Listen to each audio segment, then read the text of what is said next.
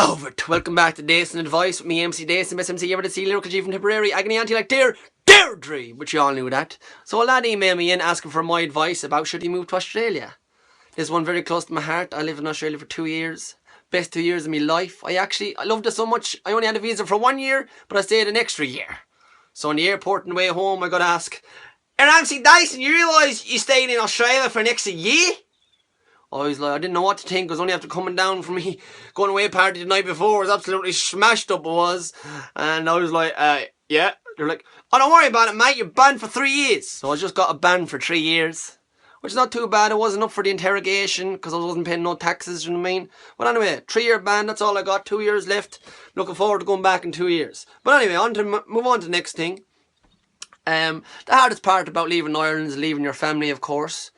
But let me tell you, you move to Australia, meet new people, meet new friends, and they become your new family. And I tell you, one of the best families you'll ever have. They'll be there with you through thick and thin. It's sort of like an incest family. You know, one of them families, you're all sort of riding each other, you know what I mean? Even then you go off and ride another one in the family, and you all stay friends. You all stay friends, you know what I mean? Apart from me, obviously, I was mingling with other countries, riding other wet things from other different parts of the countries, you know what I mean? So yeah, moving on from that, Australia, great opportunities. I tell you, absolutely fantastic opportunities. You could walk into a job straight away and you'd be on 4 times as much money as you'd be in Ireland. And that is the truth. Go drinking on the Fridays, I mean, you probably will end up in the Cock and Bull and Tea Gardens if you're Irish. And that is the truth. You'll be there every Friday. Probably won't make work Monday, but you're probably get fired and then get another job next Monday. All my friends in Australia know all about that. You know yourself, boys.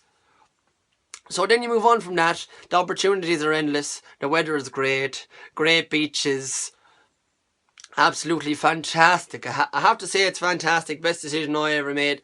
If you don't like it, work for a week and you have enough money to pay for your flight back home. No harm in it. I happened to cut my friends. They didn't enjoy it. Didn't like Australians. They're a bit hard to deal with at times. But if you get a good backbone of family behind you, you'll have the best time of your life. Because they'll be there. When you're down, they'll pick you up. And even when you're up, they'll try to put you down to remember what you're like when you're down. They don't slag you off, but that's the way it should be. And that's the way it will be till the end. And on the way home, let me tell you, there's this place. You won't believe it till you see it, right? There's this place called Thailand, right? And there's these women walk around with bigger Mickeys than me, right? No lie. I was getting a blowjob off this woman called Jeffrey, right? And by the time I knew she had a willy, it was too late, so I had to let her finish.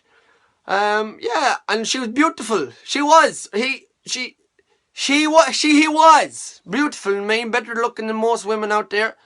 And I got this mushroom soup. You know, maybe finding the mushroom soup from back home. I got this mushroom soup.